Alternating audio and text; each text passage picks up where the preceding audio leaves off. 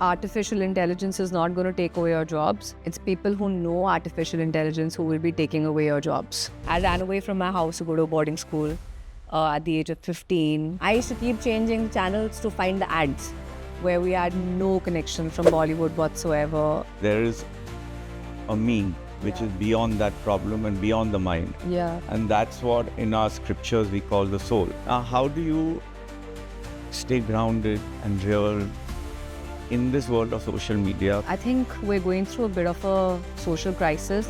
Always look at the better side, which we don't have, Yeah. and we forget things which we do. Yeah. And to have gratitude for the things we do. People say it's not easy. Like, how do you learn?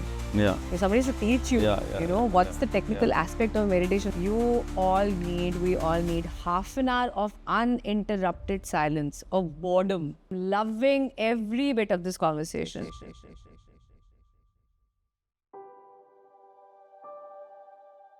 Hi, namaste to the Birla Open Minds family. I'm so happy to see all of you here today. And with us, we have a very interesting guest, Sukhmani Sadana. Yes. And she has a diversified expertise in many fields, I must say. So she's a brilliant writer. She's also an actor. She's also, I just got to know, into a lot of adventure sports. Her films have been shown at the international festivals, including Cannes. And she's also a host to many prominent events like the IPL. And the list goes on. Yeah. I missed anything you can add? No, he's not missed many things. Obviously, it's not possible, in a show to mention all the accomplishments which we have. Vice versa for you, right? It's impossible to introduce someone like a celebrity like you in a short period of time. I'm just an industrialist, that's it. No, of course not. You're doing great work. This being one of them is such a charitable thing that we're doing here, right? Yeah. Trying to help people and reach out to them and spread awareness in any way. But thank you for the introduction. And I'm very glad that I'm here. And yes, there's a lot more that we've done. But fortunately or unfortunately, life kind of puts us in bullet forms and defines us in 5 or the 10 accomplishments that we have. But we actually as human beings have so much more to ourselves. And that's just scratching beneath the surface. Is never ending. But thank you for having me over. Amazing. I'm sure the children will be inspired to hear that you're doing so many different things. Yeah. So it's not, I think for them taking home is not one particular career you have to choose and keep going by that. Yeah. You can do many things and be good at all. Yeah, absolutely.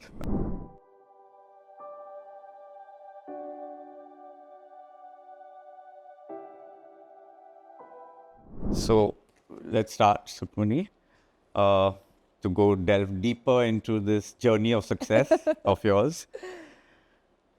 So, of course, we all talk about our childhood, which is beautiful. But how would you describe your childhood and what were the early influences which shaped your personality as we see today?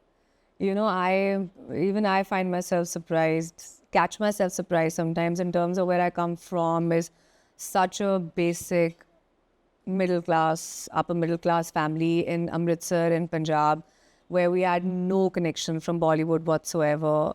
Business families, moms in a school, father's a simple guy and all of that. But I think I was always a bit of a black sheep in the family, where people are conventional around you. And then there's one girl who wanted to go to a boarding school. And I ran away from my house to go to a boarding school at the age of 15. I think I was always very inspired by books. So when the books showed that there's a school where girls live by the bell and, boarding school vibe and all, like, I'm a Libran. So I think I'm a bit of a dreamer. So am I. You are a Libran? Yeah. So we're dreamers, We right? can dream together. Yeah. So, just living out of I think I was just living in a book in my head all throughout. Dreams were too big. Went and then I studied in a boarding school in Dehradun called Welham Girls, which is like maybe one of the best boarding schools for girls. Then went to Lady Shri Ram College in Delhi University. And then I came to Bombay to do a course in marketing and advertising in writing. Basically, I felt that I wanted to do something to do with ads. And that's how my ticket was. One-way ticket I got to Bombay. Everybody's story is the same, I know. Rags to riches, sort of. But I think my dreams were always a little like I wanted to sit in a show like this and talk to inspiring people like you, so I could learn something from you. I wanted to get here. So I think it was never like chasing the seat to sit here and talk to people like you. I think I always knew I was meant for bigger things. So the journey is just organic. I was never chasing the wrong thing. I was just like, I don't know. I think you just know sometimes, I guess, that you belong somewhere else. So Sukhmani, whatever you said seems like a dream story, and is definitely not a black sheep, but a dark horse. Say that to my parents. Yes, 100%. I'm sure if they haven't realized it as yet, They I would have. love to tell them that, because it's amazing. Coming from where you came from and the kind of things you have done, Yeah. I think they should be proud of you, and Yeah. I'm sure they will be. There's a lot of parents don't express it, Yeah. and that's something which, as parents, I'm a parent also, we need to do sometime more often. Of course. But inside, the joy is immense when Yeah. your child Yeah. is going out there on a belief Yeah. and making it successful. So well done. Thank you. So sweet of you. Thanks. Is there any childhood memory that still impacts the way you look at life, which is very positive? I can see it. But what childhood memory can you attribute which is important enough to shape up the way you think and the way you do things? I mean, there are two, I would think so. Sometimes all families go through a financial tough time. I think I might have overheard something when I was growing up, realizing that money is so integral. And when you're a child, you think that family being together is all that matters, and, just being all of that matters. But when you hear something like that and you realize that, oh, money is important for all families to be happy. I think that's something where at one point I realized that I need to be independent and I need to make my own money. And I don't want to be that girl who's just like relying on others. And of course, my family beautifully picked up and, went through a tough time and they're back and, roaring again in life. But it changed the way I was shaping that I have to be financially independent. I don't want to be banking on my father and I don't want to be banking on a husband or a boyfriend. And of course, if people are showering you and pampering you, that's bonus in life. I think that's one thing. Second, of course, I'm born and brought up in Amritsar. I think the Golden Temple plays a very important role in my life.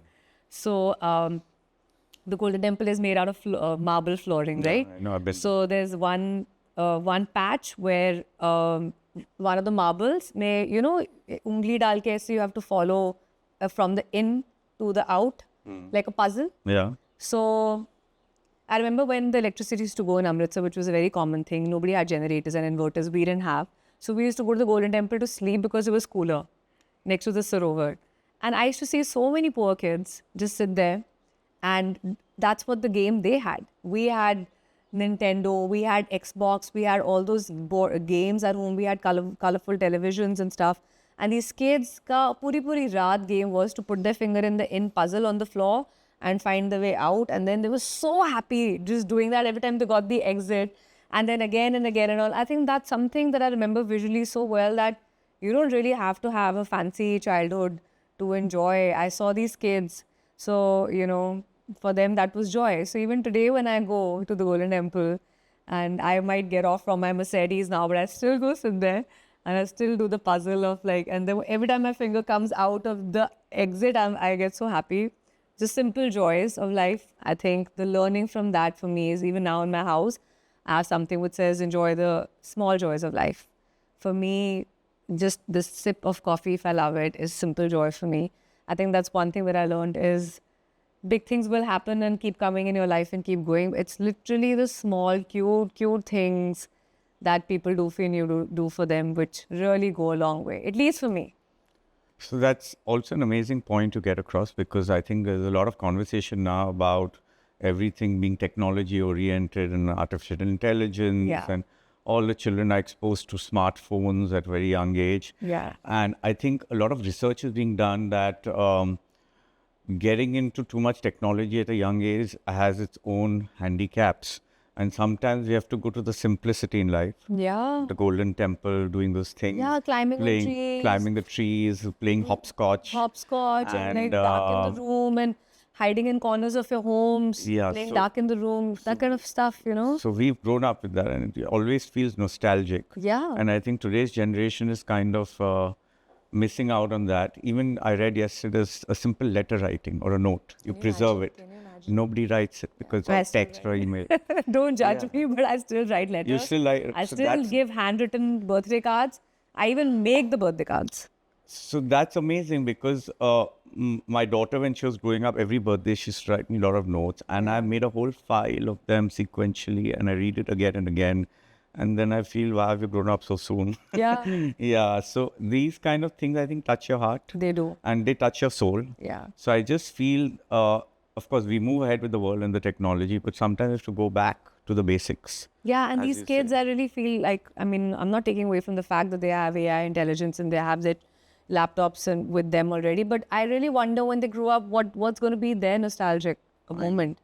I hope they have something. hope they have Because it really drives your life, you know, these You're nostalgic absolutely true. moments. They're just so they just get us a smile even on we your just think of face. it. I no? hope they have something for themselves. Yeah, I'm sure they will. I'm sure there'll be Yeah. something coming up which will. Maybe they'll think of Alexa and What the Alexa's told us when you were young, or Siri you're and making a Alexa. mistake. Well said. Very nice and sentimental, nostalgically put. Yes. Of course, you're a brilliant writer. You've written lovely books, and I think everybody knows that.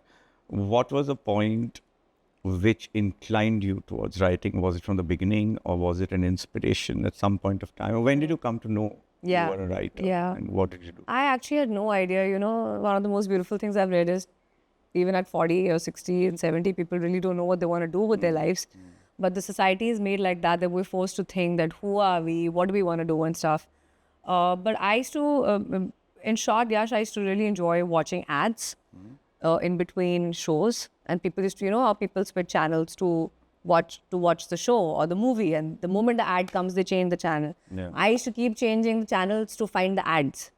So I was like, pata nahi kya karna hai life mein. I don't know who I am. People say I should know. But one thing I know is I enjoy advertisement. So I came to Bombay to study advertising and marketing at Xavier's College. So I'd studied that and then I joined an advertising agency called Ogilvy and Mather, O&M. So I wrote ads for them as a copywriter. And then producers and directors started reaching out to me saying, hey, would you want to write a feature film for Bollywood? And I'm like, Bollywood? Oh my God, I'm going to be in Bollywood. So fast, you know. And then I wrote films for Kunal Kohli and I wrote for Vikram Bhatt and I wrote for, then I moved to Karan Johar, then I worked for Balaji. And then when you taste blood and you taste Bollywood, there's no going back from that. And then Netflix approached me to write something for them. And my director, Ali Abbas, who made Sultan and Bharat and all, he gave me an opportunity to write. Then I co-wrote something with R. Madhav and Maddie, which was on Rocket. It's called, the movie's called Rocketry. Yeah. On ISRO and NASA. And then the film I wrote with Ali Abbas for Netflix was Jogi, which is on the the anti-Sikh riots, which happened after the Blue Star operation in Delhi. Very intense, very deep topics. But every time I was like, when the first time your director or producer tells you this is the subject, I used to get so excited because I was like, oh my God, for the next 3 months, I'm going to read a new topic, which I have no knowledge about. Rocketry, like I have no idea about rockets and Blue Star operation. I wasn't even born, but let's get to know. And, you know, then my first phase of research is so exciting for me. You know, I want to get all my printouts and I want to read all the books and I want to watch all the documentaries. Then before I knew it, you know, with the blink of an eye, I realized how much I enjoy creating. Now with age, I feel like I enjoy creating scripts and I realize how creators are like that. And you know what I'm saying. You give me a house, I want to create a house also. You give me interiors, I love interiors also. You give me vegetables, I want to make something fun of that as well to cook. So I feel like if you have a creative knack to yourself, it's not only applicable in movies. You are a creator, true Libran, you'll know, we love beauty and arts, right? Yeah, absolutely true. Love beauty and arts. You give us anything and tell us, hey, create, we enjoy it. Give me blocks, I want to create something for Lego. So it's been a very organic journey. And acting is something which I was never thinking of doing also. I didn't even think I was pretty or anything. I was like, bichari girl next door from Amritsar, just writing. But then it just so happened that many of the directors and producers, when I was narrating the scripts to them, which I had written, and you have to enact it, right? So I'm like, no, no, no, then she says this, and then I would emote the scenes. So every time they'd be like, hey, why didn't you only act, yeah? You're narrating it so well, you look fine. Let's just try you out. So pehle I was like, me acting? No, no, no, sir. So that's what happened with me at Yash Raj. So I was pitching something to Adi sir, Aditya Chopra, and I'm reading, and he's just going on looking at me like that. And I'm like, why is this guy staring at me? I got so conscious. I'm like, he's got a good reputation. Why is he staring at me? And then he's like, you're gonna act in my next show. I'm like, what? And he's like, yeah, you're the lead in my next show. I am just seeing you and you're that girl and all. So I think the take home from your lovely conversation is highly inspirational. I have to really accept it. But the main thing I think for everybody is what you said in one line, that creativity can be used in different areas. Yeah. We always think creative is, okay, now we are a writer or we are a painter or we are a singer. But that's not it. The capability of being creative or the quality of being creative for children, you don't need to choose a particular career. You can just evolve into whatever you find is your job. And you can have all. You put all. Yeah. So I think that's a very interesting point. I've not heard it, Yeah. to be honest, recently or for a long time, that a person has so many multifaceted creative abilities. Like We just do. I don't know why we box ourselves and limit ourselves. I always say we're limitless, man. Like at any point of your life, if you feel your career is not working for you, you're not a tree or a human being, just pick up and just try something else. What worst case scenario, you'll not excel at it. No one's asking you to put all your whole bank balance in it, but just give it a shot. very good, I must say. Very good. So yeah.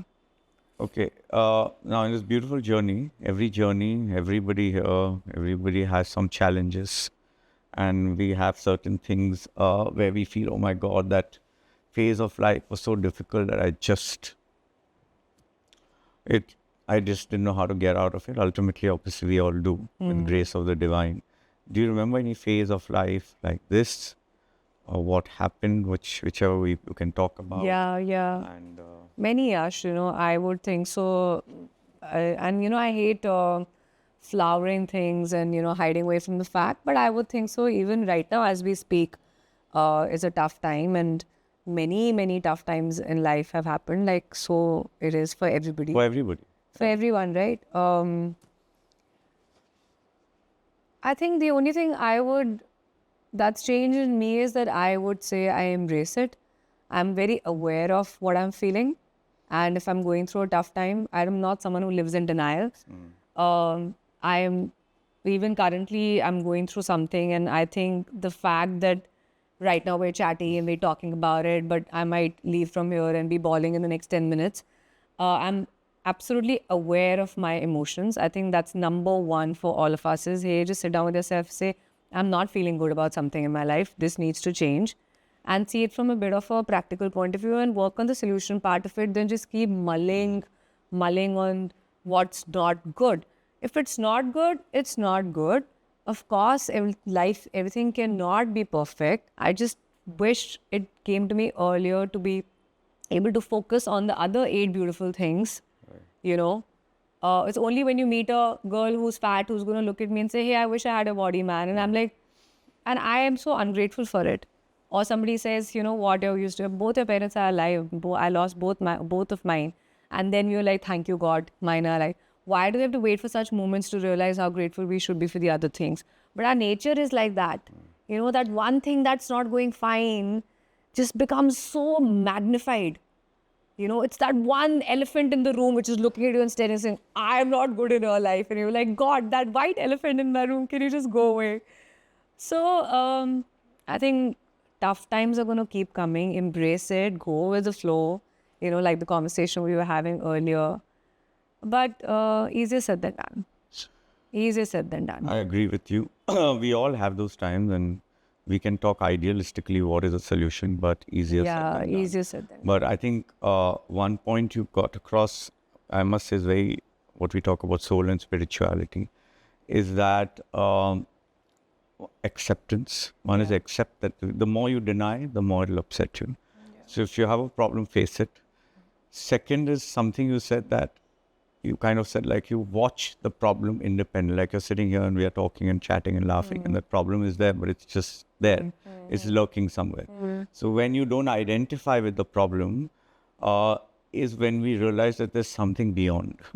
The problem is our mind thinking to be a problem, but there is a me which is beyond that problem and beyond the mind. And that's what in our scriptures we call the soul, which is away and independent of any problem, right? And that is why we must believe that these problems will go, because the nature of the soul is to be at bliss always, to be joyful always, right? And I think you put it in different words, but you were saying exactly what I was saying exactly. That's why you're the communicator. I was saying it should be the other way around. But sorry, I know you're supposed to ask me the questions, but how do you deal with something like this? I think the audience would love to know, what's so the as trick? as you said, it happens to us. It sometimes we can say in every day we have certain challenges which don't make us feel jubilant. So for me, of course, I'll go into the theory very briefly, that spiritual practices are important, whatever you believe, whatever religion is, whether it's a prayer, whether it's meditation, whether it's chanting, which kind of creates an aura of positivity around you, whether it's pranayam, or just simply faith in God. See a picture of a God and have a conversation with him like he's your friend. See Lord Krishna in front. Talk to him as a friend and say, hey, that's what I'm feeling. So a belief in a higher power, basically, and connecting to it always eases us out. The other thing, as human life as yourself, we all know, if we go back, there are a lot of problems which seemed unsustainable through our childhood, through our growing years, maybe last week. But we are here. We are here independent of those problems. Those problems, whatever happened, they came and they went. And so shall this. So if that went, so shall this. So why fixate on it? Like you said, accept it, stand away and see that this is what's going on. So true. And it'll pass. Everything will pass. Depending on, time might vary.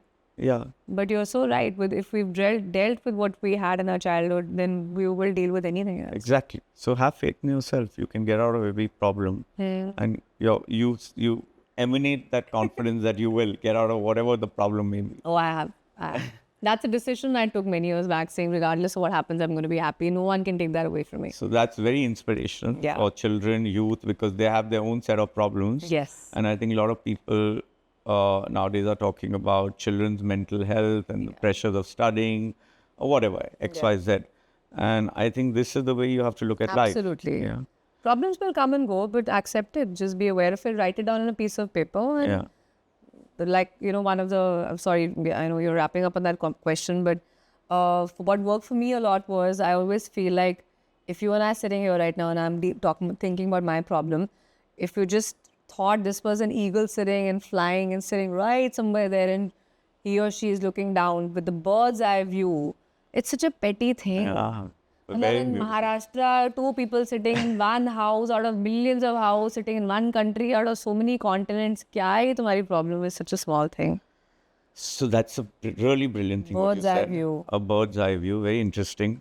And if you look at it as an eye view of the whole universe, you can imagine, zoom out. Now this is city, this is the world, then there's a earth, then there are planetary system, then there are galaxies, and then there are many galaxies. And what are we? Not even a dot. Not even a dot. Such a big issue. thing. My problem. I put on 2 kgs. Really? I'm sure you've lost 2 kg, the way you look so fit now, so you must be. I'm giving you a hypothetical giving an thing, example, right? I know, but my favorite shoe broke. Oh my God! When you go to that galaxy, that shoe is not even. It's inconsequential. So true. So these things help us make a problem not smaller than it is, to make us realize that actually it's nothing much. And then it'll pass, and then it will pass. That's the main thing. Another thing which becomes, I don't know, it's a bane and a boon, is social media. So we all love to be on social media. It's a way of life, and we can't even not be away from it. But it also sometimes takes you away from reality, sometimes from your within, from your soul, because you're living in a different world. Yeah. And what appears on social media is not always true, because it can always be doctored or projected in a way the person wants it to be. Yeah, absolutely. Now, how do you stay grounded and real in this world of social media? Because I think everybody's struggling with this. There are a lot of people now getting addicted to social media. Yeah. So what would you suggest for that? Yeah, I think it was fine till last year, but I think this last 1 year it's gone to another level. You know, with AI coming up with, it's just getting impossible to stay updated. You know, kal tak we had Instagram, we were all okay with it. We had Facebook and Instagram. Yeah. Last 1 year, with the evolution that's happening, thanks to Mr. Musk and like some few people out there, with Chat GPT and with so many other things, and Instagram especially, I think we're going through a bit of a social crisis for everyone. I see a lot of people, especially youngsters, wanting to not be on it anymore and just keep swiping. So it's called brain fog, right? Right. It's a brain fog. The first thing when you wake up in the morning, they say for the first 15 minutes, if you are on your phone seeing random visuals which have no relevance in your life, it's dead information.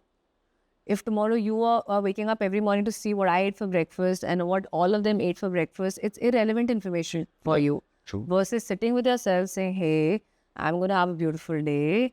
These are my joys for the day and this is what I'm going to do.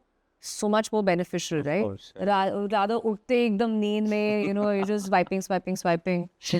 And then the other very important thing is, I think everyone's projecting their life to be so amazing. It's giving a complex to people. It's leading to jealousy. It's leading to comparisons. Right. Everyone's just comparing. Yeah. And what it's happening in the process is you're not even thinking of what the amazing things you have, which others don't. You know, I saw a beautiful video the other day where a guy is parked, in a Lamborghini on the traffic signal and a chopper goes and he says, oh, I wish I had a chopper. Then the other car comes and looks at the Lamborghini and says, hey, I wish I had a Lamborghini. And a bike comes and parks next to that car and says, I wish I had a car. Then a guy is walking on the road and saying, oh, I wish I had a cycle. And one handicapped person on a wheelchair is saying, I wish I could walk. It just doesn't stop. Wow, I love that. I love that story, or that medley, or whatever we call it. It's amazing. So it's basically you're always wanting something else. You always want something more, and the human mind is like this. You get that one thing, and you feel satisfied for maybe like a couple of minutes. Yeah. And then or maybe a day, and then your desire moves to something else. And I think in our scriptures, they always say that best is to keep working hard, not think about the fruit of your actions, and to some extent be desire free, enjoy what there is, and live fully. I think you covered it very well with this helicopter to handicap story. Yeah. It's very well. Because आपके traffic signal में आपको left वाला ही दिखता है, so आप अपने left वाले को देख रहे हो. But at no point do we turn on this side and say, hey, thank God I'm walking at least. Amazing. I sent you this video. It's Amazing. It really I actually loved it. stayed with me. I think it's for everybody, and we always look at the better side, which we don't have, and we forget things which we do. Yeah. And to have gratitude for the things we do, will make things better. Yeah. I just hope that even I might be sitting here and sounding so wise and all, but I hope I can execute all these things in my life a lot more. I need constant reminders, It's a show like this where I could be sitting here and everyone could think like, wow, she's got it all sorted. But no, we don't have things sorted. And we also need reminders. And I literally have to tell myself time and time again that, hey, Sukhmani, in principle and in theory, तेरे को सब समझ में आता है, but are you really following that in life? That's where the real test is, right? That's the human mind. We all have that. We all believe in something, but sometimes it goes here and there. As long as it comes back home. Yeah, as long as you come back home, it's all good.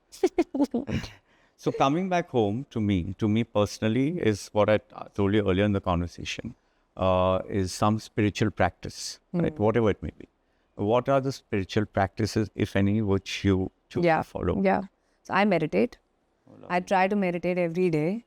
Where I go wrong is I feel like when I'm feeling a low in life, I start meditating and it really helps me. Yeah. But when I'm back and I'm normal and I'm happy and I'm good, I don't meditate then.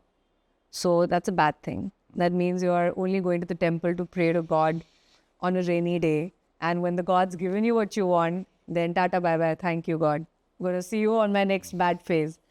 Um, I do want to change that about me. No, God doesn't judge. I know. Even if you remember him at bad times only, there's a verse in the Bhagavad Gita that there are people who love Krishna selflessly. There are some people who love him to achieve moksha, nirvana, whatever. And then there are some people who will love him only and talk to him only when they want to ask something. Yeah. He's saying, of course, the dearest to the person who has selfless love. But the person who is asking something also, he's still coming to me. So he's also dear to me. That's true. That is so true. Well said. Not going somewhere else, still coming to me. Yeah, so don't judge yourself. Whatever you're doing, do it. But I find meditation beautiful and I want to do it a lot more. Because those 20 minutes for me, sometimes I am just like, I don't want to open my eyes. Have you learned it from somewhere? I learned it, yeah. So I did an inner engineering course with Sadhguru. So, no, I didn't know any better. I didn't know where else to go. Yeah. So, when you don't know how to meditate, look, people say, it's not easy. Like, how do you learn? Yeah. If somebody to teach you, what's the technical aspect of meditation? Like, how do you see people sit like this? Because I sit there and I have thoughts and thoughts and thoughts. The first time when I connected, I was like, how do I open my eyes and stop doing what I'm doing? I don't know where all I reached and it was insane. But now, because I don't practice so much, like suppose if I had to sit outside right now and start meditating, because I've not done it, I might connect, I might not connect. It might take me longer. But if you do it often, sometimes you'll sit without even a breathing exercise, you connected. So Sukhmani, I feel what you said about the first time when you meditate and what happened to you does not happen to everybody. So we all believe we are on a journey. The journey doesn't have to start in this life. We all believe in some kind of reincarnation theory. And it has started. Yeah. And it's come to you again. And it's for you to pick it up in a serious way. Because if you felt such intense peace and calm, then it's also our deeds to follow up. Yeah. Yeah. So it's a personal suggestion. Just keep meditating every day. It'll take you to a different... Do you meditate? Every day. Every day? Every day. Every day. That's amazing. It's like the day doesn't... You start your day with it or you end No, it? end. I'm a night person. Night person? Yeah, so I love meditating at night. Wow. Yeah. Good. It's amazing. Yeah. Sometimes you need like a recall and someone to just kind of reiterate that, hey. So, the divine, when you go into his journey, to the journey towards the divine, there'll be a lot of opportunities in life which will keep coming to you because you take one step towards him, he takes 10. God, divinity. So since you're already on the path, you'll keep getting reminded, like I'm reminding you now, that you are on the path. There's nothing I'm doing more than just telling you that go deeper into it. Yeah, yeah. Right? Wow. So, but then you have to be there's willpower. Yeah. Because we all keep thinking, oh yeah, we will start. It's another day. Today I'm busy. Tomorrow, next week, I'll be back home from a holiday. Let's start. So there's a saying in Hindi, जो कल करे सो आज करे सो अब. बिल्कुल. Right? बिल्कुल. So don't postpone these things because there's a whole world there for you to discover and be happy about. Yeah. And I can see it is for some reason going to give you great I mean, joy. it's literally just half an hour of your day and like, that gym, that 1 hour we make time for, the same for meditation as well. We do so much. This Instagram scrolling, people scroll for 2 hours and I don't know how they say we don't have time. Yeah. They say we don't have time for the gym. I said, why? Go to the gym and if you're on a treadmill, keep looking at Instagram, keep walking. Yeah, so true. So true. So... no, you're an inspiration that way, the way, you're focusing on your health and your spirituality. It takes a lot. And like you said, time we all have. It's just, they're just excuses. And the ones, either you can keep giving excuses or you can just keep getting better mentally, emotionally, physically every day. Every day is a loss if you've not made it to the gym and you've not. Every day is a loss because what you've not gained is a loss only, And every life has a limit. I mean, I'm not sounding grotesque. We come at a time and we go at a time. And every day we are moving towards that. Yeah. So every day lost is time gone. In money, they say, what you've not earned is what you've lost. Lost, yeah. Similarly. So Yeah. Get it. Get it. I'll be calling you next month and I'll be like, Please do Yash. so, and I'll check on you Yeah, for sure. whether you've done it or not. My homework for you. Yeah, what if you call me and I'm like, I'm sitting on the peak of the Himalayas, मैंने सब त्याग दिया है. क्या इसके वापस आना पड़ेगा? आ जाएंगे आप. Yeah, of course. So that's great. If you have 3 tips for leading a more soulful life, what we're talking is that. Yeah. I'm sure you have 10, but can you give us 3 eminent tips? I would say just do things which make you happy, like if you enjoy reading, whatever makes you happy, right? But in today's time, my tip would be,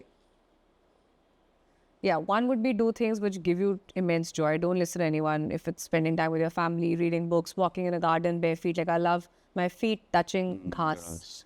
So I'm a small town girl. You can't take some things away from us, right? Like this joy I feel in skin contact with grass.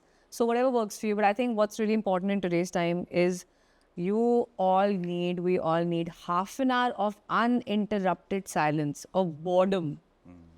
You need to be mentally not stimulated all the time, talking to you, then talking to them, making small talks, being chirpy, then Instagram, then staff, then ghar, bacche, ye, wo. Half an hour, you need to get bored. Feel it. Boredom, I think, is true Amazing. meditation. Yes. You don't think during childhood, when We there was used to no get book, bored. no phone, What do we no do? TV, I had to stare at a wall. Yeah. I knew every वहाँ पे कहाँ छिपकली बैठी होती है, कहाँ क्या होता है. These are the stupid games we played, right? That is very important for your mind to relax today. You can't go to a hill station. People go for holidays for 2 days. No. 4th day when you start getting bored. 6th day your mind will start slowing down. 8th day is when you'll reach, oh my God, I'm so bored. That's when you actually are slowing down. We're going from holidays to come back to need another holiday to rest from the previous holiday, and that's our lives. We've filled it. We've made our lives so compact to not be able to think only ki ho kya raha hai. Have you ever done a spiritual book? Like read, No, written. written. You're a writer. No, I'm asking you specifically according to what I'm hearing. You know what? So some things which you're saying. So one is spirituality, as we all know it, scriptural lineage, what we study. And one is how to practically apply it into modern life. Yeah. A lot of things have been written. Yeah. And some things what you're saying are actually very beautiful. And I'm actually saying it that way.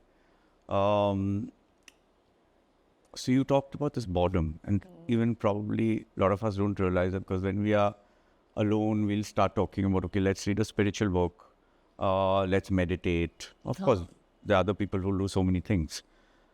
How to get bored and not bored, that itself is also spiritual, Yeah. right?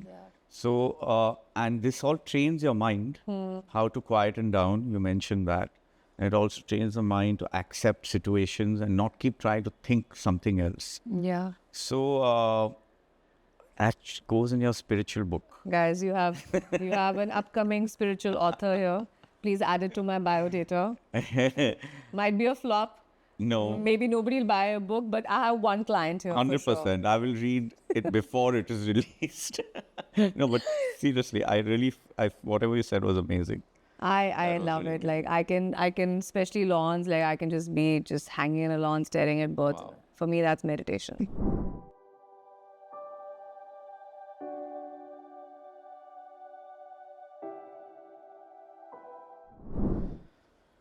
Okay, so then basically, Sukhmani, we're talking about in the heading Soul Science. Soul Science is a book which, or a subject we teach at our schools, because a lot of times we get nowadays involved only in the, what would I say, academic curriculums, which is history, biology, maths, whatever. But we all are forgetting what we are. Yeah. And there's very few, like you used to have the Gurukuls earlier, which used to teach history, Yeah. mathematics, astronomy, but they used to also talk about the spirit, the soul. Right. So this subject is basically talking about that, not only spirituality, but how to lead a more meaningful life, Yeah. right? So that's the subject. We grade the students on this subject, so it becomes meaningful. It's not like just a pastime, Yeah. so that they take it a little more seriously. So I think the next section we just take some saying from this book, and then we can have a discussion on it. You have a proper book? Yeah, that's the book. That's amazing. So that's Soul Science for grade 5. Every grade has a different And what a level. beautiful name, Soul Science. Yeah, soul Such a science. simple thing. The science of the soul. But so simple. Yeah, it is. So it really is, because the soul has a science to it. Now people say it's religion. It's not. It's beyond religion, because it's a science, Right.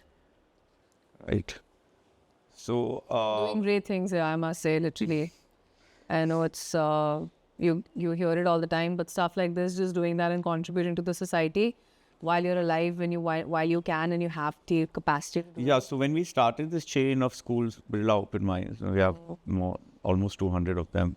This was one of my requisites to the curriculum team, that we have to have this subject, right? Because we have to teach the children. Because this is not only a subject, it makes you enjoy the other subjects, makes you perform better. As we all know, if whatever we've been speaking about, it's basically all to do with leading a better life. Leading a better life also makes leading a more successful life, because you do whatever you're doing, your profession, in a better way, with more joy, contentment, and happiness. So it'll also improve other facets. It's not only just going to teach you about the soul, because when you apply this knowledge to your life, the life also starts changing for the better. Yeah. And the earlier you start, the better it would be.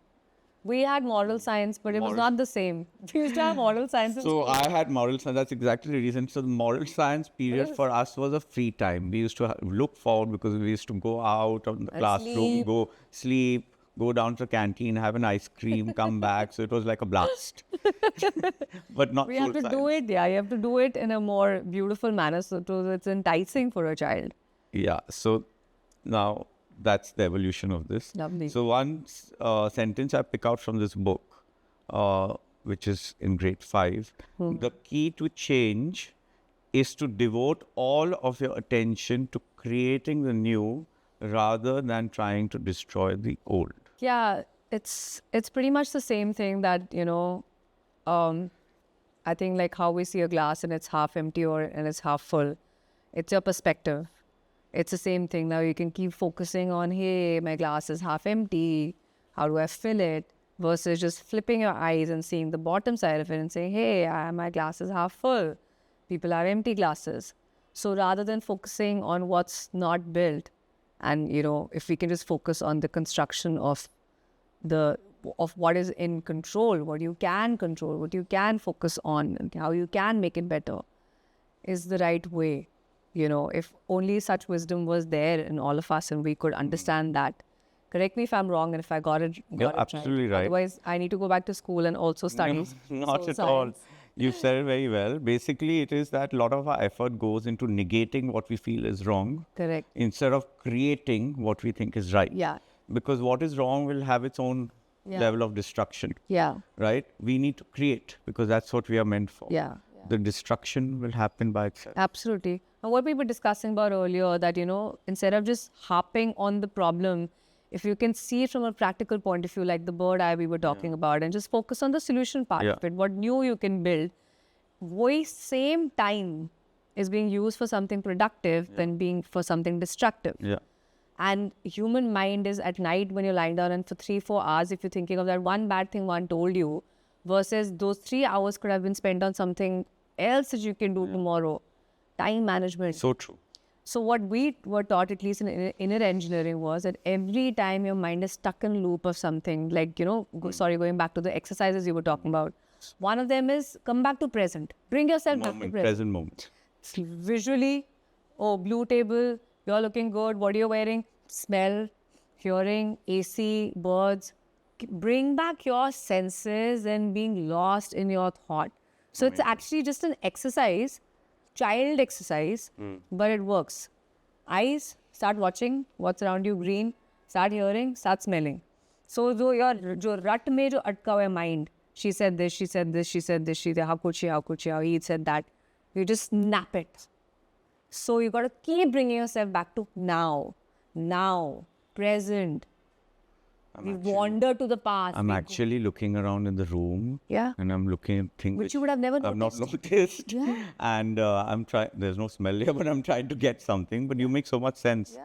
To come to the present moment. So, the greatest spiritualists and the essence of our scriptures always say that the only reality is the present moment, right?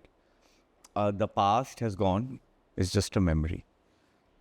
Let's say our childhood, it's a memory, it's gone. You can keep living in it. Keep living in it, but it doesn't exist. The future has still to come.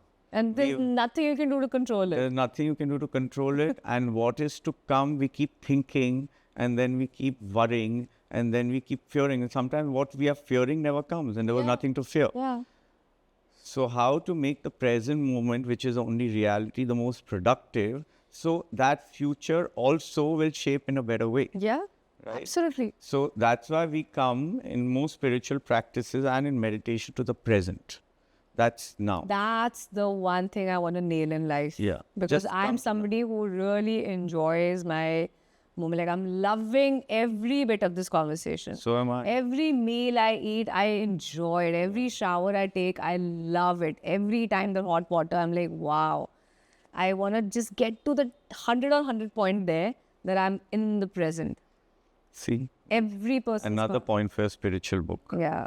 You have a lot of points. Just write it.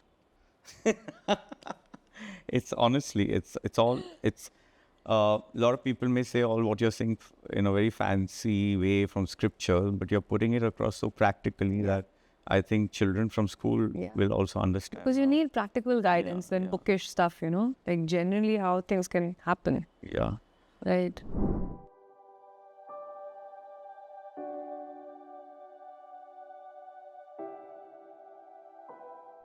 Okay, so now that's the last section. Oh. It's just, you can keep talking, right? Okay, and this is like rapid fire, whatever everyone says. It's called a soul chat. Yeah. So I'm just going to give you a sentence, and you can answer in a word or just a phrase, whatever comes in the first 10 seconds to your mind. Okay. So just quick. Okay. Done. Not our usual elaborative conversations. I find it difficult because I keep talking, and I'm sure you do also because you're also talking. Oh, rapid must be rapid only. Yeah. Okay. One word that best describes you. Me? Empathetic. Amazing. Spiritual book. Acting or writing, if you had to choose only one forever. Writing. Creative. Books or screens, which inspires creativity more? Screens. Lovely. A script you wish you had written? Oh. Mughal Azam. Amazing. What a film. Yeah. I've seen it 4 times. Yeah. One mantra you live by? Live and let live. Very good. A superpower which you wish you had? To be able to fly. The bird's eye view. Yeah. What a view I get from there, man. One thing no one knows about you. I don't know. Sounds a little intrusive, but just say. Let them not know then. That's my rapid answer. Okay, fair enough. One childhood habit you still have? Eating chalk. I know. Does it taste good? Did you guys ever eat chalk? Yeah? No. You're playing tambola and housey and stuff. No. You don't want to know. Doesn't taste This is good, what I'm happens sure. to girls from Amritsar. And it doesn't taste good, I'm sure. It's calcium. It's good for your bones. really? Yeah. So then Chalk is very good for your bones. Got a hidden benefit. Do not try this, kids. No. Please, okay? Please stick to food. Okay. Green vegetables are good for you. Cute habit. Where do you write with the chalk nowadays? Now, You use it? I have a blackboard, yeah. Yeah. My brain doesn't work. My writing doesn't happen till I You put it on a blackboard. sketch things. Notepad or something. I need to first scribble it out. I can't just go straight to the laptop. So that's interesting. To get your books, you first make a blackboard ideas, Yeah. then you put it on like a picture, Yes. and then you transform it into a book. Yes. Oh, that's good. That's educative Creativity for is children. weird, right? Like it comes to you in different ways. Very nice. Yeah. If kids were your teachers, what would they teach you? How to laugh a little less and not so loud, because my laughter can shake the whole house. So I'm just kidding. Yeah. No. Innocence. Innocence and purity, Good. for sure. What's more important, winning or trying? Definitely trying. Yeah. Also, spiritual one, breathing technique every child should know. Breathing. Uh, what's the right word for it? Anulom Vilom. Yeah. Alternate nostrils. Yes, because they say that your nostrils are switching Yeah. throughout the day anyway. Yeah. You don't even realize it, but you're always only breathing from one nostril. Yeah. And when both your nostrils breathe equally, It's an alignment. it's in alignment, and With you it. reach a spiritual zone Yeah, which connects to the divinity. correct. So I tried that during my meditation, and I could actually feel a little lightheaded Yeah. because you're forcing both your nostrils to Yeah. open up. So you know it automatically happens during meditation. After some time, both your nostrils open. Really? Yeah. So then that's the easiest connection because there's science to it. Let's not get too technical. They say the Kundalini energy is based in the spine, Yeah. and that's connected straight to the top of your head, which is connected to the universe. That's a connection we have. Correct. And when you breathe from both the nostrils equally, this all aligns and connects straight up. Oh, wow. Yeah. Yeah. So, yeah, you got the answer though. Okay, so great.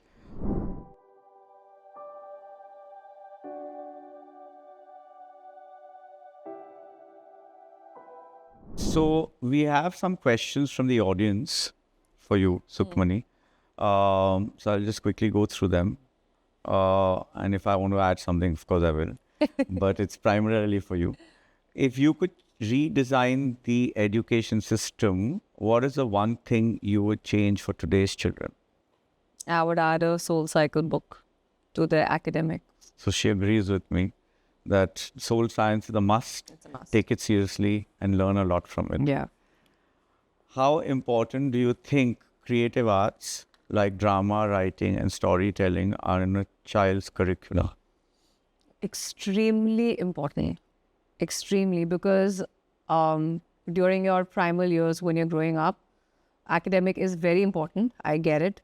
But that's going to keep happening. You're going to keep growing up and keep learning. The more you travel, the more you learn. The more people you meet, the more you learn.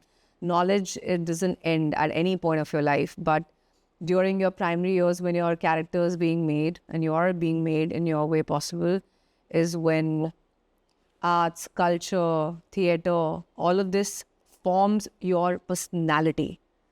These are not things which are academic. They are personality making or breaking sort of subjects. So they're very important for you to open up your creative minds, to understand emotions, to understand sensitivity.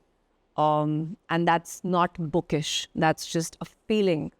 I would give it an equal importance that I would give to maths or to history or to Amazing. biology. I agree. That's so true. Yeah. Completely agree with you. The next one is, if you could give one piece of advice to students today about balancing studies and passions, what would it be?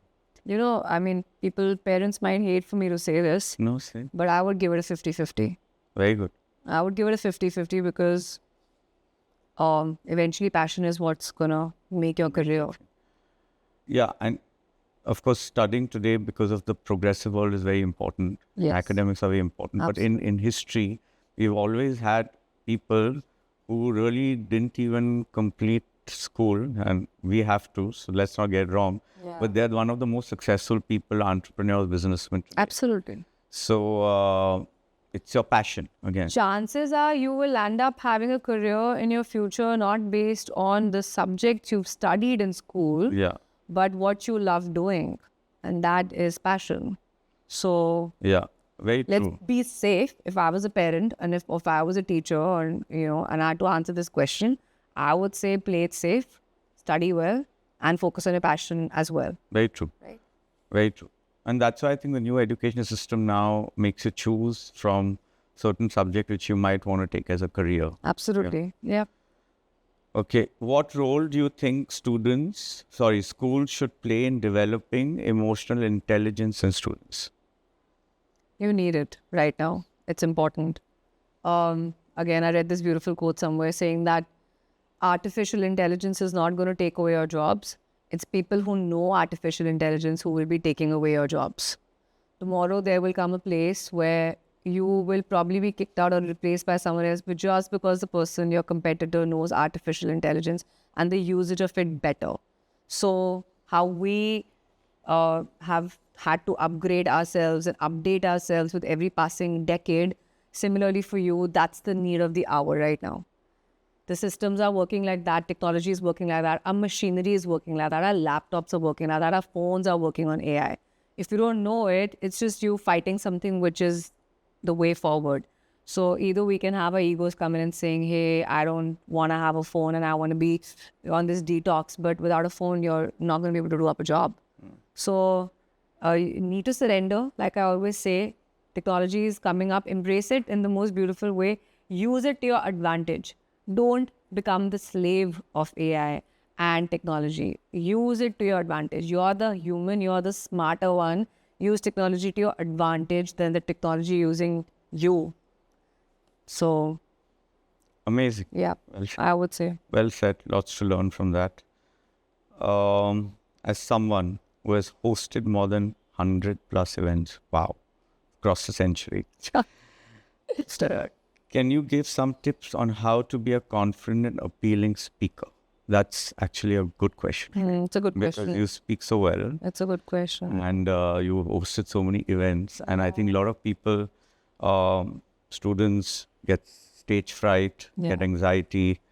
And how do you overcome it and become such a good, confident speaker like you? You know, if it helps you, let me tell you, I was not like this at all. I was that shy, awkward, skinny, lanky girl who would be in the corner. Ki bas just don't put the spotlight on me. मुझसे तो कोई कुछ पूछे नहीं because I was so petrified. I thought I couldn't speak proper English. I thought I didn't look good.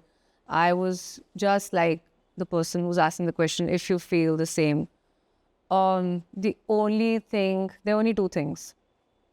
One is fake it till you make it. It's cheap advice to give, but confidence can be, you can pretend to be confident when you're not. The second thing, which I hope for you, is that you actually become confident, which is the case in my case. Now, I did start off by faking it. Now I am confident. And that only comes with more talking. Break out of your eyes, of your comfort zone. Talk to people, stumble, fall, look foolish, be stupid. But the only thing that actually gets you confidence in life is exposure. Travel a lot. Speak with all sorts of people. Hang around with the people who you want to be like. They say you're an average of the 5 people who are around you in your daily life. Daily life. The 5 people who are in your life. You're going to become an average person of those 5 people. So if you want to be confident, surround yourself by confident people. If you want to be successful, hang with successful people. Because every time when they're talking, you're going to go home and saying, what am I doing? You know? So confidence is a long game. It comes to you. But up till then, if something needs you to be confident, try to, be out of your comfort zone. But I would give all my confidence, I think, coming from just interacting with people what we were discussing and traveling.